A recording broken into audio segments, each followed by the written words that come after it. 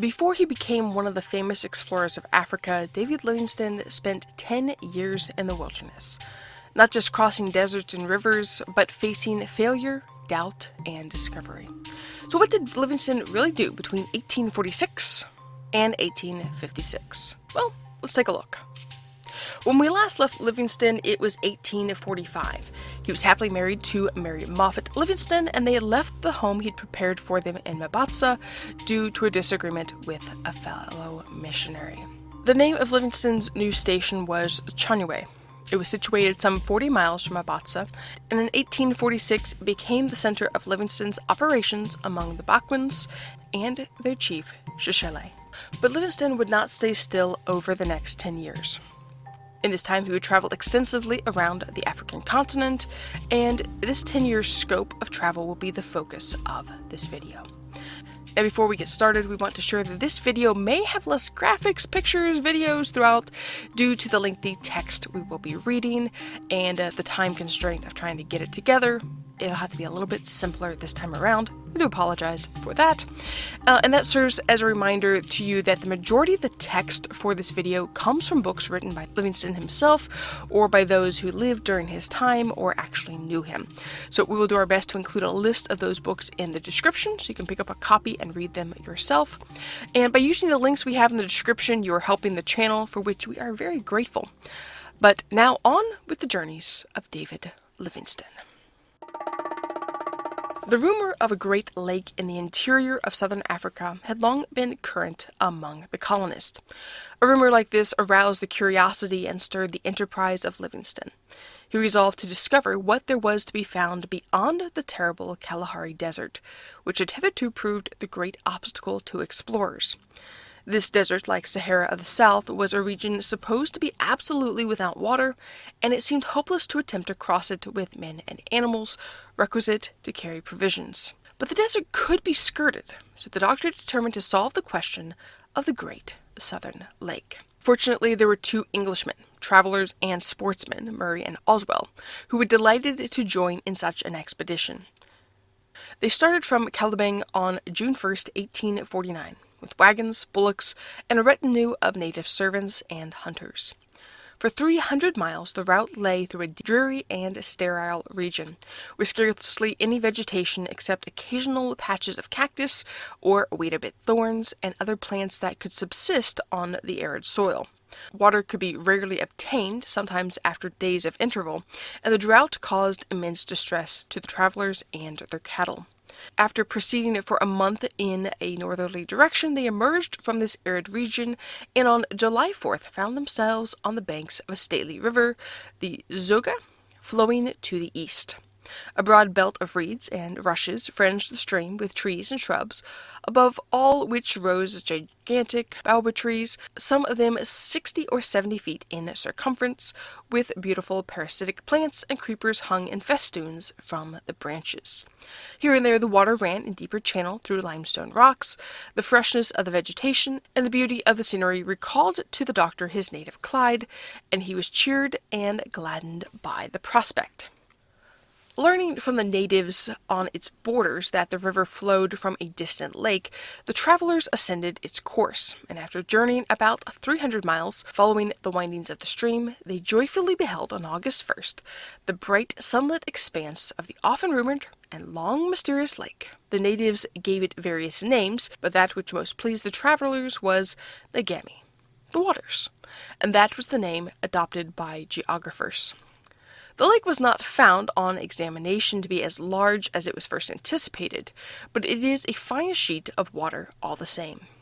It is about 70 miles in circuit, widest at the ends with less breadth in the middle. The Zoga, which is the chief outlet after a long course, is lost in an immense marsh or salt flat, a perfect forest of reeds, the haunt of vast herds of buffaloes, crocodiles, hippopotamus, and other amphibious animals abounded, and the surrounding country literally swarmed with every kind of game, from the ponderous elephants to the most graceful of the deer tribes.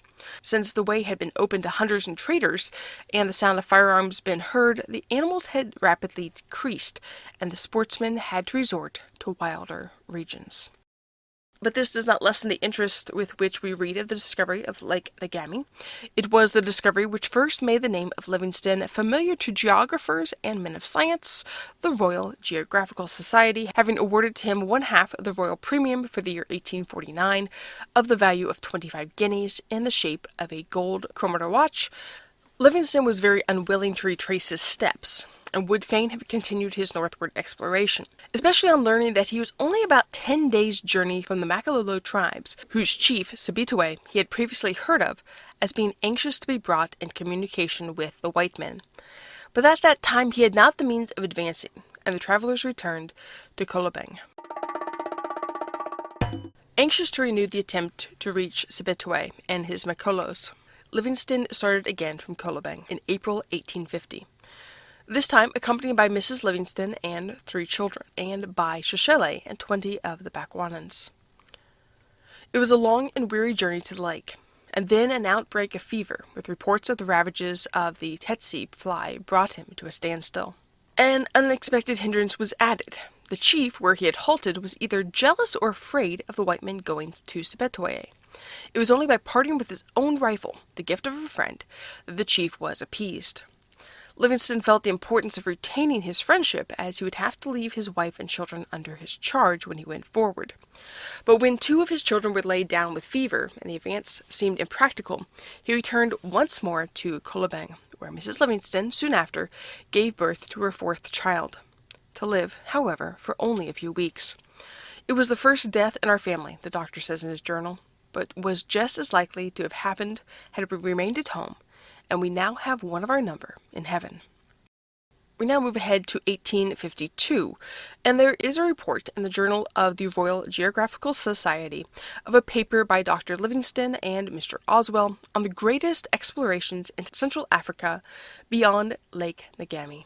In this communication, the doctor gives some account of the country where he then was and of its ruler, with whose character he was much struck. The travelers remained for more than 2 months in his village on the river Chobe, and were most hospitably treated. Mr. Oswell stated that above 80 tribes paid him tribute, and that his influence extended over a circle of 800 to 1,000 miles.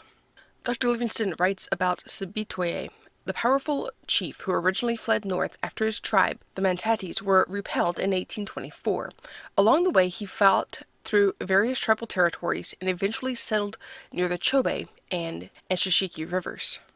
When Sibetwe learned of Livingstone's attempt to explore his land, he eagerly tried to help. He sent men to find them, offered cattle to other chiefs to secure guides, and even traveled 300 miles south to be closer to Livingstone and the English traders. When we met, he seemed overjoyed, and having remarked that our cattle had been bitten by the tsetse fly and would certainly die, said, "Never mind, I have plenty and will give you as many as you need." He then appeared anxious to remove us to the northern or safe side of the Chobe River, and also to be near his town of Linyata. But when he saw that our wagons were too large for his canoes, he ordered the people of the town to remove to our resting place. A few days afterwards, however, and when the new village was quickly springing up, he became ill, and after lingering a fortnight, to our great regret, died. Such is the note about the chief in the narrative intended for publication. It is a calm, almost cold statement compared with the warmth of feeling expressed in his own journal, and we quote both because we have in them a more characteristic example of the contrast in what was meant for the public eye and the utterances of Livingstone's own heart. Although Livingstone had known Sibetwe for only a short time, he had the deepest regard for him. Here is Livingstone's writings on him. Dear Sibetwe, my heart bleeds for thee, and what would I not do for thee now? I will weep for thee to the day of my death. Little didst thou think when, in the visit of the white man, thou sawest the long-cherished desires of years accomplished, that the sentence of death had gone forth. Thou thoughtest that thou shouldst procure a weapon from the white man, which would be a shield from the attacks of the fierce Matabili. But a more deadly dart than theirs was aimed at thee, and though thou couldst well ward off a dart, none, ever better, thou didst not see that of the King of Terrors. I will weep for thee, my brother, and I would cast forth my sorrows in despair for thy condition. But I know that thou wilt receive no injustice where thou art gone. Shall not the judge of all the earth do right? I leave thee to him. Alas, alas, Sibetwe, I might have said more to him, God forgive me from blood guiltiness. God forgive me from blood guiltiness. If I had said more of death, I might have been suspected as having foreseen the event and as guilty of bewitching him. I might have recommended Jesus and his great atonement more. It is, however, very difficult to break through the thick crust of ignorance which envelops their minds. The chief had been present at the first Sunday service held by the missionary, and had listened with interest to his conversation. But Livingstone regretted that he had not spoken more to him. So tender was his conscience, and so deep his own sense of spiritual realities. In his book of missionary travels, no pages are more interesting than those referring to Zambezi, and no incident into his intercourse with the natives of Africa gives more insight into the lofty character and generous heart of Livingstone. It was when residing at the village of Zambezi on the Chobe that the travelers first heard of the great Zambezi River, and of the wonderful falls, which were visited on a later expedition. Traveling in a northwest direction after passing through Linyanta, they came on a fine river, called by the natives the Shishake, afterwards found to be the Zambezi. We thank God for permitting us to see the glorious river. How magnificent! It was the first river I ever saw, says Livingstone. A series of rapids above the town of Shishake compels the boatmen to drag their canoes some distance along the shore, and about 80 miles below the same point a waterfall is reported, the spray and noise arising from which are so considerable as to have led to the name Moi e Tuenye, or smoke sounding. The spray is said to be visible 10 miles off. This was the first hint of the existence of the Victoria Falls of the Zambezi River, one of the discoveries with which Livingstone's name is associated. Now, the rumor of the falls is mentioned by him in a paper to the Geographical Society, already referred to. His chief interest, now as ever in his explorations, was the prospect of opening up new fields for missions, and seeking the welfare of the native people. Writing to the directors of the London Missionary Society, he says, "You will see by the accompanying sketch map what an immense region God in his grace has opened up. If we can enter in and form a settlement, we shall be able in the course of a very few years to put a stop to the slave trade in that quarter. And again, I am curious that though there is much impurity in my motives, they are, in the main, for the glory of him to whom I have devoted myself. I never anticipated fame from the discovery of the lake Ngami. I cared very little about it, but the sight of the rivers and countries beyond, all densely populated, awakened many and enthusiastic feelings. Consider the multitudes that, in the providence of God, have been brought to light in the country of Zambezi.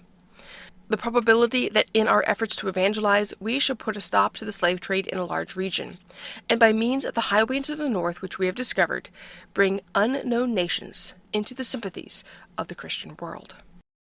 After this, his third journey, the intrepid missionary determined to send his wife and children home to England, partly for their safety and welfare, and partly that he might be able to devote himself more thoroughly to his plans for opening up Central Africa to commercial enterprise and Christian civilization. So it was on April 23, 1852, Mrs. Livingstone and her 4 children sailed from Cape Town. He was detained till June 8th, having much preparation to make for his next journey. He also took advantage of the delay to obtain instructions from the Astronomer Royal, Mr. afterwards Sir Thomas McClure, who was one of his best friends in future years. He did not arrive at Kerman till the end of August. It was then he heard of the murderous raid of the Boers on the Backwins of Kolobeng, and the destruction by them of his own home and the mission station. It was a providential thing that he was not there at the time, but had gone on to the Cape with his family, for the Boers would have murdered him, so enraged were they at his befriending the natives. The books of a good library, my solace in our solitude, were torn to pieces and scattered about. My stock of medicines were smashed, and all our furniture and clothing carried off and sold by public auction to pay the expenses of the foray. In a letter to his wife, and in other forms, the doctor has given utterance to indignant expressions as to this wanton and barbarous outrage. So everything wasn't going smoothly for Livingstone. There were times of deaths of chiefs that he was hoping to reach, and then attacks by tribes of people who did not care that he was reaching other people, and so there's issues going on. But Livingstone doesn't let that stop him. And from here, he's going to attempt to travel from sea to sea to open up trade routes in Africa. So in 1850, Livingstone had proposed a bold plan to cross Africa from sea to sea, seeking healthier regions for mission work and a route to the coast. After failed attempts due to Boer hostility, he traveled alone with only native companions to Lintana in 1853, where local leader Sekatula warmly received him. Despite flooded terrain and difficult travel, the Makolo people helped him transport wagons across rivers, and thousands gathered to see the unfamiliar sights. Now, unable to find a suitable mission site, Livingstone aimed for the west coast, choosing the Portuguese town of Luanda. The 800-mile journey was perilous. Tribes were corrupted by the slave trade, food was scarce, and threats were constant. His faith helped him keep the group safe, and eventually a Portuguese trader helped him reach Casango, and colonial authorities provided aid. In May 1854, they reached Luanda, where British consul Mr. Gabriel welcomed them. Livingstone was deeply moved to sleep in a bed after 6 months on the ground. His Makolo companions were astonished by the sights of civilization, and though offered passage home, Livingstone refused, unwilling to abandon his African friends to face the dangerous return journey alone, showing his loyalty and deep sense of duty. Luanda was left on September 20th, 1854, and the return trip to Lanyata covered new ground for Livingstone. He remained at Lanyata for a little time. He then prepared for his journey toward the eastern coast. It was November 3rd before a start was made. The doctor, being accompanied by Sekeletu and 200 men, were all fed at the chief's expense. They traveled till they came within sound and sight of the famed falls of the Zambezi, called by Livingstone Victoria Falls. Now, today, everyone is familiar by description and by picture of this magnificent wonder of the world. No account has been more graphic than that first published in the volume of Missionary Travels by Livingstone. Now, the whole is too long to quote, but the following paragraph describes the approach to the smoke-sounding cataract. When about a half-mile from the falls, I left the canoe by which I had come thus far, and embarked in a lighter one, manned by the natives well acquainted with the rapids, who, availing themselves of the eddies and pools caused by the jutting rocks, brought me to an island in the middle of the river, and on the very edge of the lip over which the water rolls. In coming hither there was a danger of being swept down by the currents, which rushed along on each side of the island. But the river was now low, otherwise it would have been impossible to reach the spot. From the end of the island where we first landed, though it was within a few yards of the falls, yet no one could perceive where the vast body of water went. It seemed to lose itself in the earth, disappearing into a transverse fissure, only 80 feet wide. Creeping with awe to the extremity of the island, I peered down into a large rent which had been made from bank to bank of the broad Zambezi, and saw that a stream 1,000 yards broad leaped down 100 feet, and then became suddenly compressed into a space of 15 or 20 yards. The falls are simply caused by a crack made in a hard basalt rock from the right to the left bank of the Zambezi, and then prolonged from the left bank through 30 or 40 miles of hills. In looking down into the fissure on the right of the island, nothing is visible but a dense white cloud, which at the time we visited the spot had 2 bright rainbows on it. From this cloud a great jet of vapor, exactly like steam, mounted up to the height of 200 or 300 feet, and then condescending, changed its hue to that of dark smoke, and came back in a constant shower, which soon wetted us to the skin. Subsequent explorations have added much to our ideas of the grandeur of the scene, both as to the vastness of the volume of water and the depth of the descent. We still read with intense interest Livingstone's account of his first impressions on discovering Victoria Falls. Soon after rejoining the navigable part of the river, the explorer was rewarded for all his toils and sufferings. He discovered a highland region, free from tangled woods and pestilential marshes, with a fertile soil carpeted with short grass, stretching away to the eastward from the confluence of the Kafu with the Zambezi. Filled with thankfulness at having at last found a suitable site for mission station, he pursued his eastward course. Though food was plenty and game abundant, David Livingstone's journey grew more difficult after reaching Zumbo, where he first saw signs of Europeans. As he traveled east, hostile encounters with natives increased, his oxen died from tsetse flies, canoes were unavailable, and travel became increasingly harsh. He struggled on foot to a place where Portuguese officials welcomed him, but he was still 300 miles from the coast, and he didn't reach Quilomane until May 26. There, the British government, having tracked his journey, sent HMS Start to receive him. Later, HMS Frolic brought him to Mauritius, where he arrived August 12th. From there, he sailed for England in November and landed at Dover on December 9th, 1856, the first time he had set foot on British soil in almost 15 years. A day or two later, he met Mrs. Livingstone at Southampton, where she had expected he would land.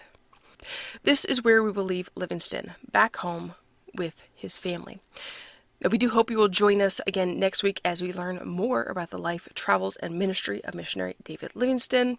We're going to focus a little bit more on his hero's welcome back in England in that episode. It'll be a little bit better structured. This one kind of hopped all over the place, trying to condense down as much of this first section of journeys as possible and kind of giving us the highlights of what transpired. It probably will also be a much shorter episode. Thank you for those who have listened all the way through. We greatly appreciate it.